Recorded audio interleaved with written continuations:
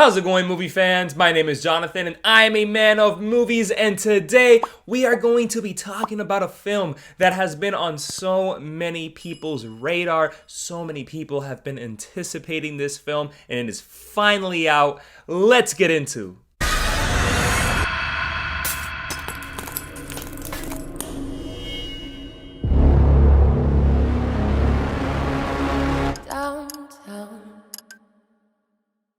Last Night in Soho is co-written and directed by Edgar Wright and stars Thomasin, McKenzie, Anya Taylor-Joy, Matt Smith, Terence and Diana Rigg. The story is about an inspiring fashion designer who is mysteriously able to enter the 1960s, where she encounters a glamorous wannabe singer. However, the glamour isn't all it appears to be, and the dreams of the past start to crack and splinter into something far darker. Saying the movie is just a hybrid wouldn't begin to honor what Edgar Wright was able to do here, bringing to life a colorful and passionate story centered around two of the best performances of the year, helmed respectively by Thomasin, McKenzie and Anya Taylor-Joy. It's nuts to think that only 2 years ago, Thomasin McKenzie was that wide-eyed little girl in Jojo Rabbit. Her turn here as Ellie Turner cradles this meek up-and-coming fashion designer full of ambition and a good heart in what is an otherwise devious environment.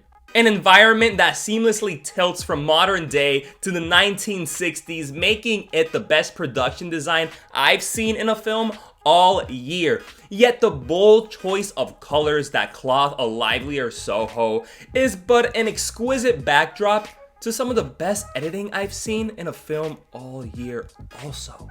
Moving alongside the inspired cinematic camera movements, the editing transitions our world with illusions that I wish I could copy. One of which is a take where Ellie pulls the cover over herself and the camera zooms out to reveal an infinite abyss of bedsheet. I couldn't begin to tell you guys about the technical achievements in this film, but it would all be in vain if the story and direction failed to garner our attention, but it succeeds just as expertly.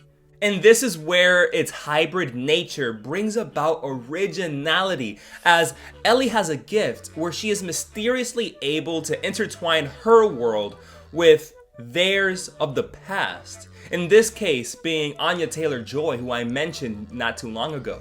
Anya Taylor-Joy plays Sandy, an eager, strong-headed performer who is looking for her big break in a world that's dominated by awful men that treat her like an object. It's a quid pro quo. You give me something, I'll give you a little something, if you catch my drift. Wow, it's very nice. This all leads to a devastating outcome where Ellie now has to try and find the person who did this. Not only is this a drama, a period piece of sorts, a thriller and a horror, but now it's a murder mystery, and it's able to juggle all of this in unison to create an original story with a phenomenal soundtrack. And you guys thought Guardians was lit.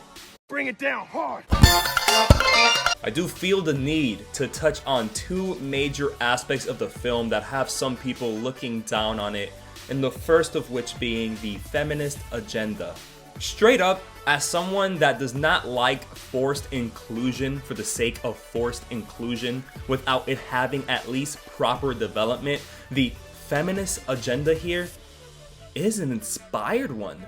It looks to empower women, but mostly women who have found themselves in Sandy's shoes. It doesn't hate on men as much as it tries to paint a clear picture that these men are monsters. Not all men in the film are, as some of them play a major part in Ellie's journey.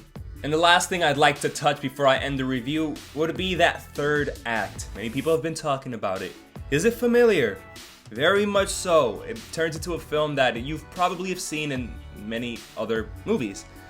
But I've always said, when something's familiar, When something has a cliche or a trope, it doesn't outright mean that it's bad, as long as the direction it is taken in creates a new route and infuses all that has been built before it. And that's exactly what happens here.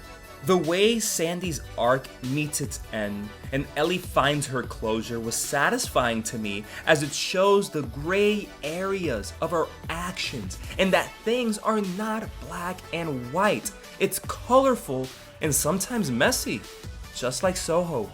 Last Night in Soho is a banger.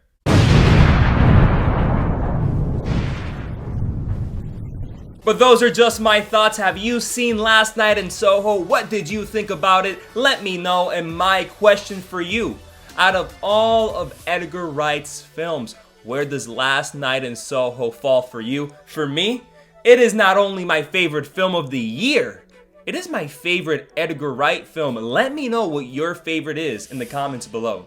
But like always, like this video, share this video with family and friends, and subscribe to my channel. Till next time, movie fans.